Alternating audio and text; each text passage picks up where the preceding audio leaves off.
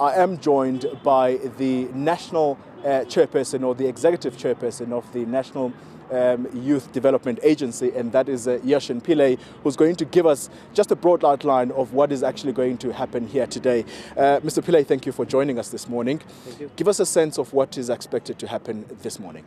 Well, this morning the NYDA, together with other government departments, will be launching Youth Month 2014 right here at the Hector Peterson Memorial in Soweto. The event will be launched under the theme Youth Moving South Africa Forward, recognizing, of course, that as a country we are a youthful country and that young people have a role to play in shaping a brighter future. We will today be outlining the program for the Youth Month and also to reflect on the generations that have come before, the roles that they have played in the anti-apartheid struggle, the successes of the last 20 years of democracy, and what should the role of young people be as we strive to shape a brighter future for the country. It's interesting you mentioned that what will happen today is also in part be those commemorations looking back at what the country has achieved in the past 20 years. What exactly is going to happen around that? How are you going to infuse Youth Month with the 20 years of democracy? Well, after this launch, we will be having a My History educational tour, where we hope to bring young people right here to Soweto to participate in a cultural and historical tour so that they remember where we come from as a country, but also then to have a social dialogue, to create space for young people to discuss, share ideas about the issues facing us today, to confront those issues, and to celebrate the 20 years of democracy by shaping a program or initiatives for a brighter future. So we'll have these social dialogue series at the NYDA across the country, creating space for young people to celebrate 20 years of democracy, but also to shape the way forward. The NYDA is charged with developmental issues focused primarily on young people. What are some of the things that you are doing as an agency to make sure that you take young people out of the streets, those that are not at school or that have employment?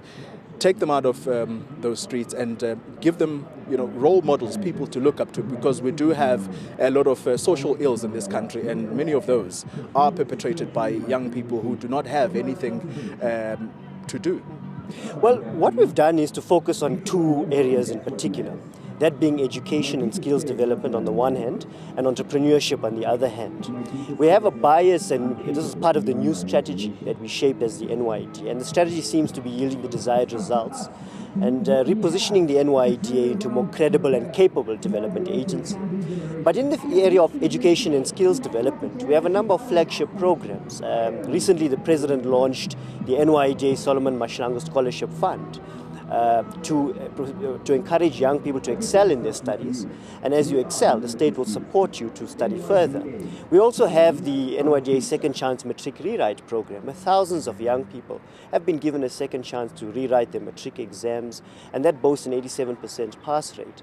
And when you talk about entrepreneurship, just recently the NYDA, IDC and CIFA partnered on a 2.7 billion rand facility for loan and business development support for young entrepreneurs, and that combined with our grant program for micro enterprises. So there's a number of flagship programs specifically in these two areas, targeting issues of job creation for young people, but also addressing broadly issues of poverty, inequality, and underdevelopment.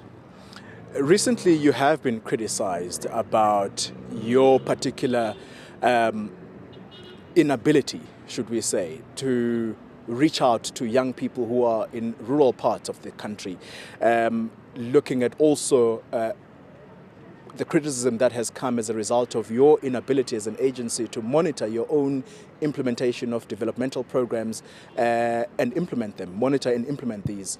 What have you done to make sure that you fix this up? Well, in terms of monitoring and evaluation, the good part about the NYDA is that we are located in the Office of the Presidency, and we report to the Minister for Performance Monitoring and Evaluation. And part of mainstreaming youth issues is to say to the country and to young people that the NYDA alone as a single entity cannot drive youth development. We're talking about 21.7 million young people, many of whom require some kind of support, and it requires a more collective coherent and comprehensive effort by all government departments, including the private sector and civil society, to drive any kind of meaningful youth development.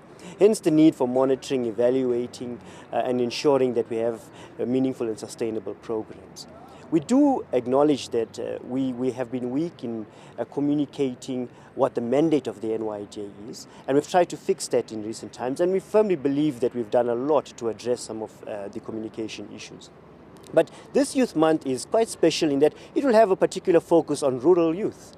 We will be spending a lot of time in rural areas. We will be launching a Lokshin hub in Priska, for example, in the Northern Cape, providing business premises free of charge to youth cooperatives who are in jewelry making and glass bead manufacturing. And these are just some of the rural youth development programs that we hope to roll out in this month in particular.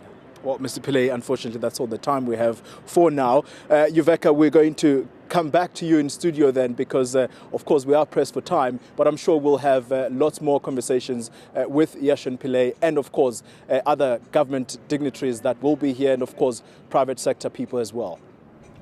Know more. eNCA.com